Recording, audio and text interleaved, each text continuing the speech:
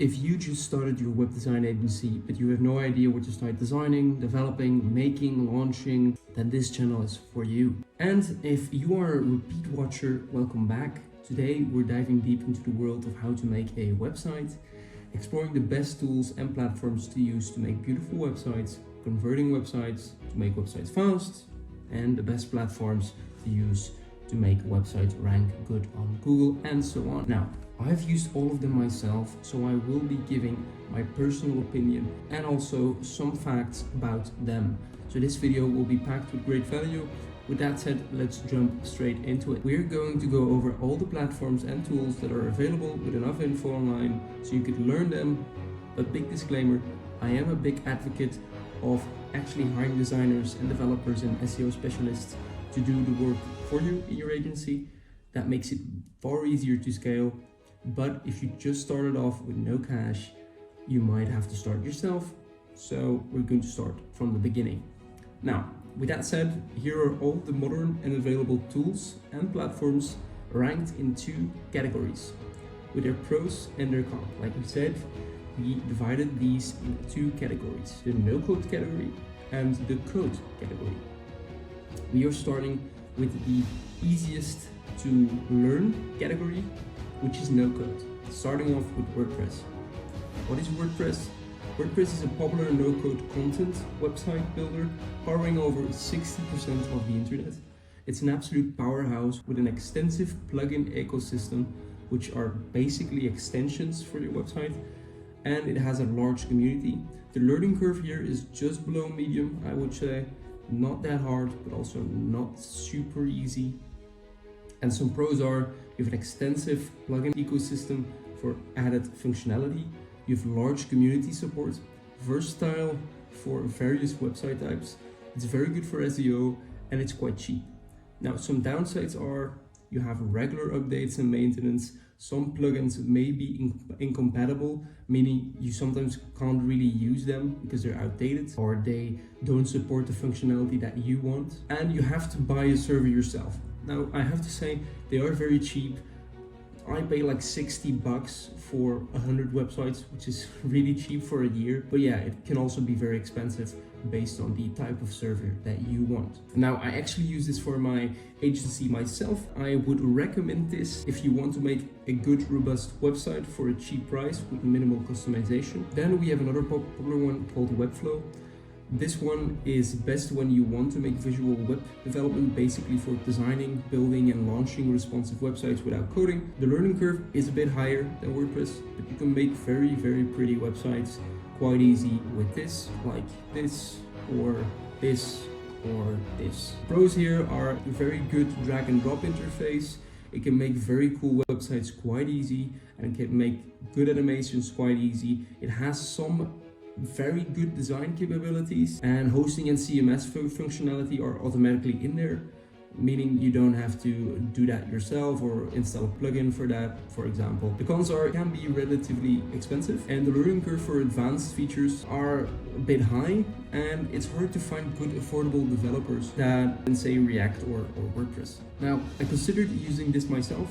I would recommend this if you want to make beautiful websites with a lot of animations for your clients, but not for a cheap price. It has to be high ticket in this bracket, in my opinion. And then lastly, for the no-code base, we have sites like Wix and Squarespace. They're very, very beginner friendly.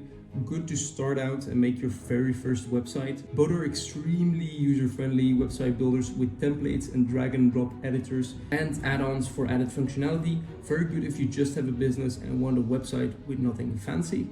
The pros here is it's easy to use interface, affordable plans, app market for extended functionality.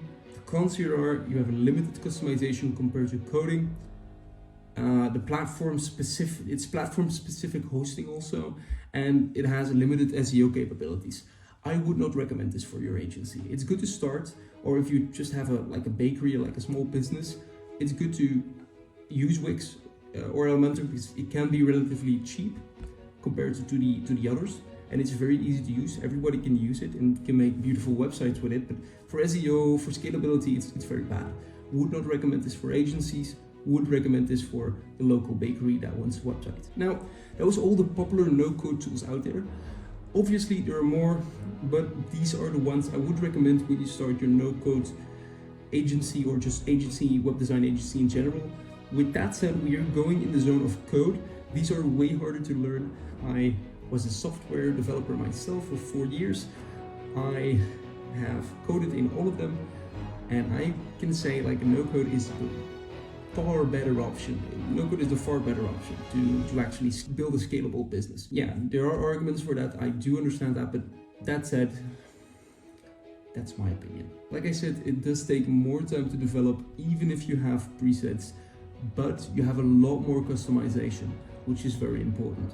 And everything you can think of is basically possible with enough skill. Now, starting off with just basic HTML, CSS, and JavaScript, and some APIs. This is the core of every website. Every website is made with HTML, and most of websites are made with HTML and CSS.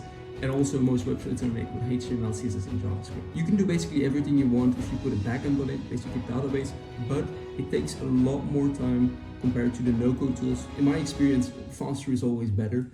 So I don't do this anymore, but yeah, here are some pros and some cons. The pros: improve performance and security, definitely. Simplified development workflow, definitely. Scalable and easy maintenance, definitely. And because of the customization, you can make a lot more money, because you can target specific niches that need these customizations that the no-code tools can't give you. Cons is it's hard to learn, it's harder to learn. It takes a lot of time to make something, and making changes can be difficult because as you scale, it's harder to keep track of all of your code. If you have like a document of a lot of text, you're writing a document about why apples fall from a tree, and you have a lot of text, a scientific text. Like the first 100 words are easy to change.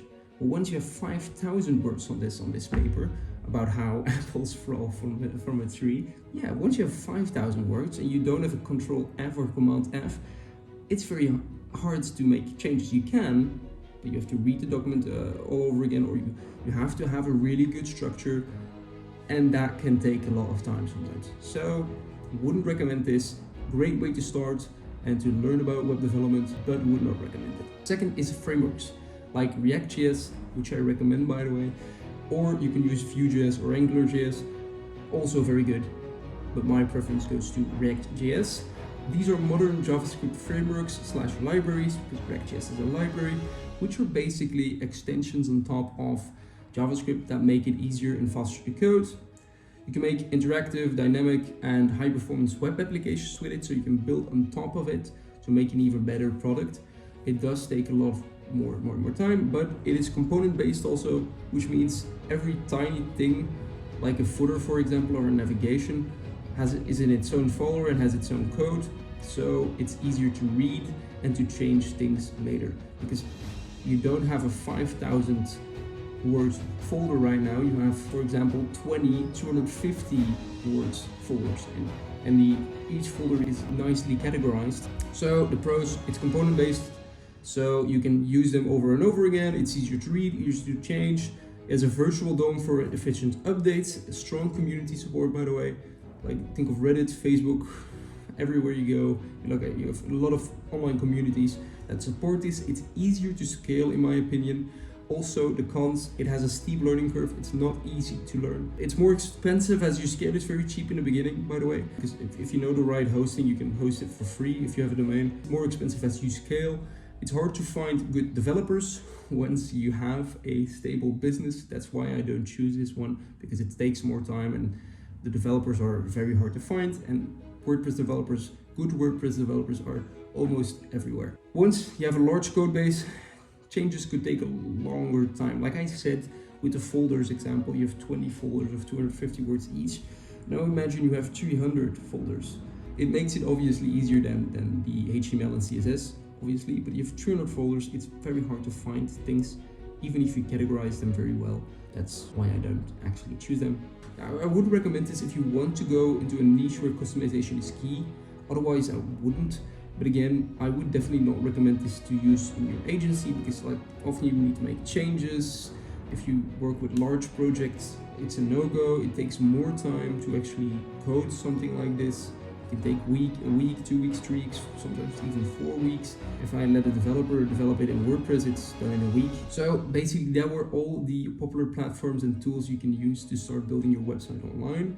If you have any questions, maybe something I can improve on or something else, please comment below, follow and subscribe as always. If you want me to create a video on how to use these tools next week, let me know in the comments. Until then,